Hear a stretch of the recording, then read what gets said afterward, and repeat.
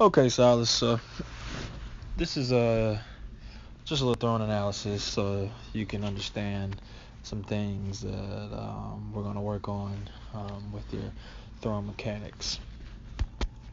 So just to get started, oops, start it over. Well, from the outfield,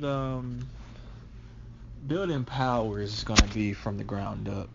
So what I mean by this is, you're gonna need to build momentum, and you're gonna need to have an aggressive first step. And generally, you're gonna get behind the ball. That's what you want to do, so that you can work through the ball, so that you can get momentum going to your target, or to your cutoff man, or wherever you're trying to put the ball. And so building speed and getting good momentum is what's gonna help you build power from the ground up, get your legs going so that you can transfer every ounce of energy that you're generating through the baseball. And so the key is to find or to get your mechanics where you don't slow down your momentum, because a lot of guys might get a lot of momentum going, but the way the mechanics work, they get through the ball and they slow themselves down some way. So what you want to do is try to maintain that speed so that you can keep that force, generate that force, and put that power and that speed through the baseball. And so Ichiro, he's definitely a good guy to look at, because he's not a big guy, doesn't have huge legs, but he has one of the best arms ever in the game. And he does this because he gets a lot of momentum. He has good mechanics, and he uses his speed well, and he has a lot of fast twitch muscle fibers to allow him to do that. So that's going to be key, is getting a good first step.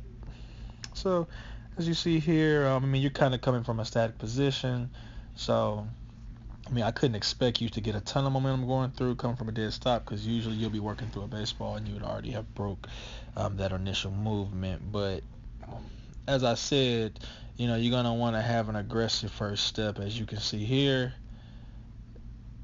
you know, pretty decent, but you definitely could get more from this back leg. And so, just a couple things. You're starting with your hands in the middle of your chest.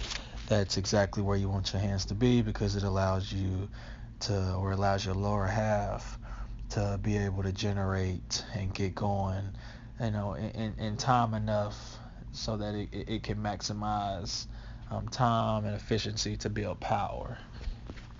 And so your hands are starting in a good position. So next thing, you want to lead with the hips. So as you come through your shuffle step, you're really not leading with those hips. Because if you're leading with those hips, then you're really gonna be, your shoulders are really gonna be at an arc here, because if those hips are leading, then I'm really gonna get down with my shoulders. So you see how your shoulders are kind of vertical, almost vertical. So that means you're not leading with your hips, or not as good, as you could. So that's going to be the first thing to do, is to let's lead with those hips, so that we can build that leg power. And we're going to do that through an aggressive first step, driving, and having a good shuffle step. So you're coming and your shuffle, so we got to get those hips out in front. So now you're beginning to load the back leg, and another positive thing, you have a pretty good arm circle, a good arc, with the ball coming out the glove, and it's coming out palm down. So that's exactly what you want to do. You want to have glove palm down, and you want to come in with the baseball palm down, and that's just how we do it. We don't do it any other way than that. So now you're getting into loading the back leg. Got to lead with the hips, and leading with the hips allows you to align yourself, align the front side, and it allows you to get closer you want to get in a closed position when you lead with your hips, and that allows your shoulders, your hips, and your ankle, knee. It allows all that to be closed. So if you don't lead with your hips, you're going to open up early, and you'll see that that's a problem. With you is that you open up early. The front foot is gonna open up really early when it should open up close to the front foot strike. And if we're opening up, then that's a power leakage, and it's not going to allow us to transfer all that power that we're getting from our momentum into the baseball. And so staying closed is going to let our front side be organized. Everything going to the target, everything lined up with the target, everything going. So, but I still think your upper half is working pretty good because you have your elbow up, you have it pointed at your target. So that's good. So we just need to continue to work on the lower half and learning that. And so you also, as you can see here, that when you're loading your back leg, but now your front foot is beginning to open, and you can see that it's also beginning to kind of reach out. It's kind of reaching out this way when it should really kind of stay. Oops, bad one. Kind of stay like here. Should be more here, so you know that your weight is staying on your back leg, because that's going to be the key. We want to keep that weight on that back leg so that we can get some back leg drive, really good back leg drive. And so if that front foot begins to kind of kick out, which yours doesn't kick out just in an exaggerated way, but I believe it gets out a little too early. It allows the weight to transfer early, and that's not what we want. It's just like in hitting, you don't want your weight to transfer early. You want about 60-40, 70-30, percent on the back leg and about 30% on the front leg. When you land. So another thing with the back leg, loading the back leg, you want to make sure that knee, because as you can see here, your knee is already inside, so you want to keep that in what we call external rotation.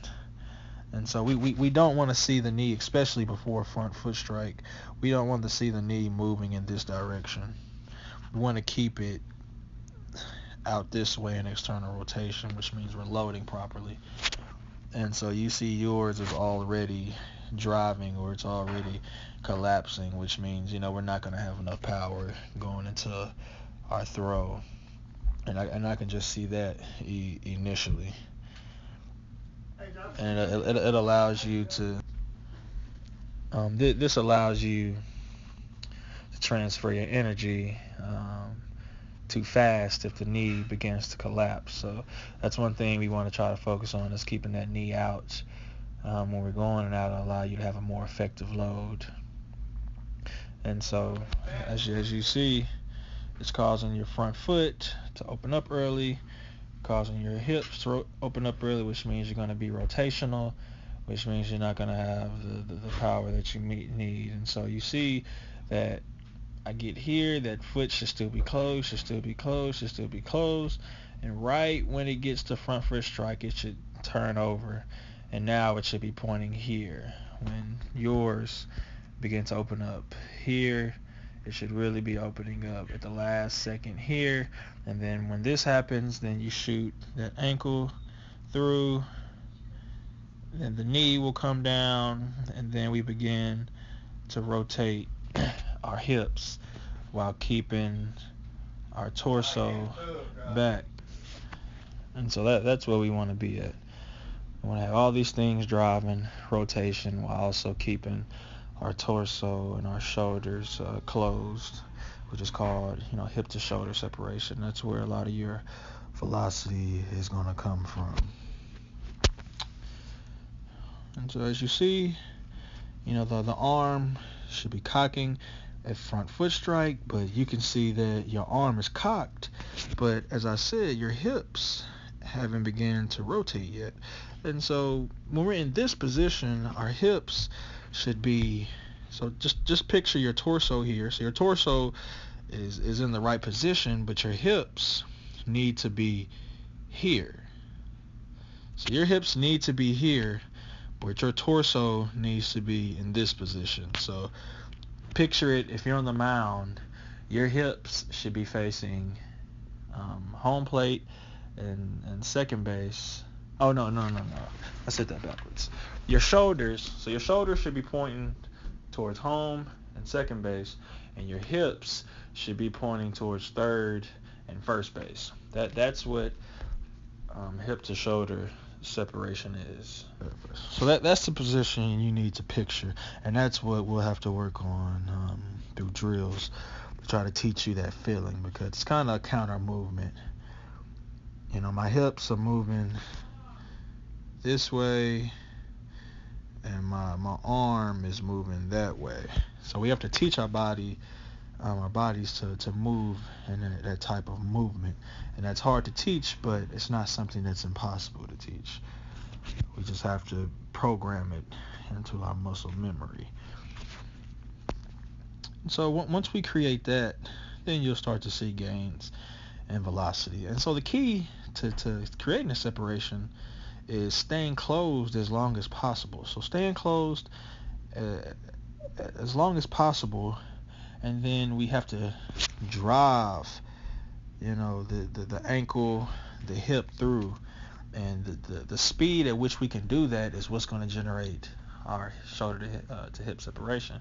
Because the faster that we drive our back leg, the more separation we can create, and that's just with mobility, hip mobility, and leg power, and your ability to be strong in internal rotation, be strong in external rotation when loading, and those things we'll work on, and that you can do that through an effective strength or power program in the weight room, and then instilling it mechanically in drills. And so just some points that we want to go over, that I've kind of said already. You just want to get more power out of the back leg. We want to organize the front side when we're going. We want to, plant that back leg in. Then we want to, we don't want to lose torsion in our back knee. So keeping that knee more here.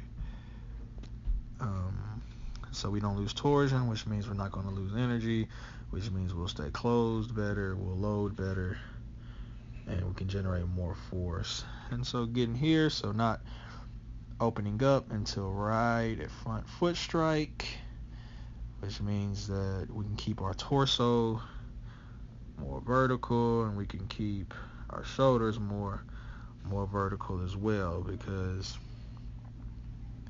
as you can see here, your shoulders are more at a down angle, and if you were generating power out of that back leg like you're supposed to, then your shoulders would be more vertical in this manner, and you can see they're at a slight angle, which means you didn't generate power enough, and your torso would be more upright here. So that just shows a lack of power, and that's something we'll definitely work on. And so your arm gets in a good position, power L. Just need to get those hips through.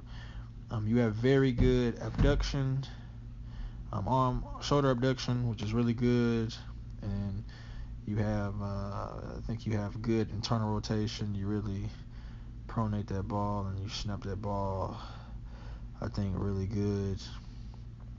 We definitely, with the transfer of force from the back leg to the front leg, could be better, because it's really not stabilizing anything, due to, you could definitely get lower, because once we're here, that shin has to drive down here, and then the knee comes, and then the hip rotates here, this knee goes down, and it rotates.